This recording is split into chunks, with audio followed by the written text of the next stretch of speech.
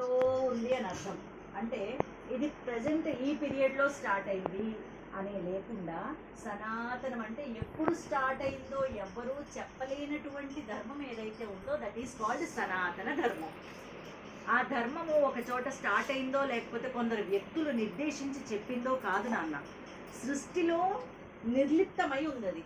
సృష్టిలో నిర్లిప్తమై ఉన్నటువంటి ధర్మాన్ని ఋషులు గ్రహించి మనకు అర్థం అవడం కోసం దాన్ని శాస్త్ర రూపంలో అందించారు.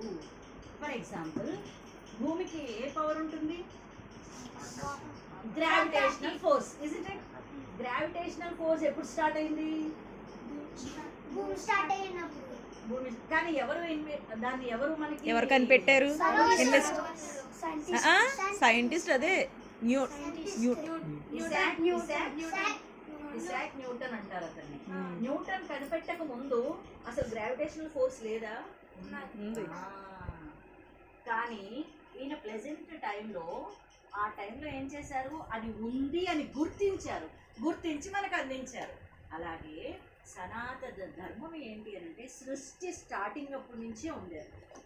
సృష్టి ఆవిర్భవించడం దగ్గర నుంచి ధర్మం ఉంటుంది. అంటే ఎలా నడుచుకోవాలి, ఎలా వ్యవహరించాలి, ఎలా వ్యవహరిస్తే నువ్వు బాగుంటావు, నీ చుట్టూ ఉన్న వాళ్ళు కూడా బాగుంటారు. దట్ ఈస్ కాల్డ్ ధర్మము. ఆ ధర్మం ఎప్పుడు మొదలైంది నాన్న? Very good. ఇప్పుడు ప్లాంట్స్ తో ఎలా బిహేవ్ చేయాలి, వాటర్ తో ఎలా బిహేవ్ చేయాలి? వాటర్ ని వేస్ట్ చేయాలా లేకపోతే దాన్ని చక్కగా జాగ్రత్తగా వాడాలా? నదుల్లో ఎలా స్నానం చేయాలి? షాంపూలు, సబ్బులు, బట్టలన్నీ అందులో కలిపేయాలా లేదా నీట్ గా చూసుకోవాలా? అమ్మతో నాన్నతో ఎలా ప్రవర్తించాలి? మంచిగా ప్రవర్తించాలి. ఇవన్నీ ఏంటి? ధర్మాలా లేకపోతే ఏమన్నా గొప్ప గ్రేట్ ఇన్వెస్ట్ చేశారు ఎవరన్నా?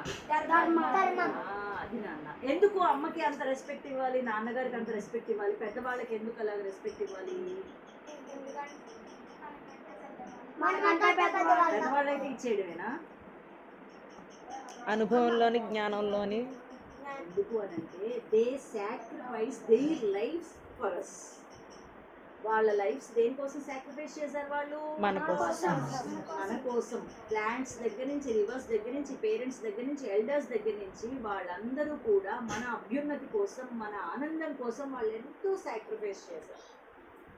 అంత సాక్రిఫైస్ చేసిన వాళ్ళని ఒక్కసారి నమస్కారంగా వాళ్ళని రెస్పెక్ట్ చేయాలి.